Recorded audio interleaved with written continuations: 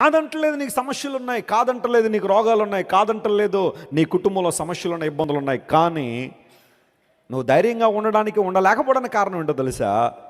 నీ యాటిట్యూడ్, నీ పర్సెప్షన్. ఏ నేత్రాలతో ఆ సంగతులు చూస్తున్నావు నువ్వు, ఏ నేత్రాలతో నీ సమస్యలను అసెస్ చేస్తున్నావు అనేది చాలా ప్రాముఖ్యమైన విషయం. చాలామంది కేవలం భౌతిక నేత్రాలు మాత్రమే తెరిచి భౌతికమైన విధానాల్లో సమస్యలు చూడడం ద్వారా కృంగిపోతున్నారు. కానీ నేను ఎప్పుడు కూడా నాకు వచ్చే ఏ సమస్య అయినా, అది చిన్నదైనా పెద్దదైనా, నేను చూసే విధానం ఏంటో తెలుసా? నా జీవితంలో నాకు వచ్చే సమస్యలు మారు రూపంలో నాకు వచ్చే ఆశీర్వాదాలను చూస్తాను. దేవుడు నా మనస్తోత్రం కలుగునుగాక.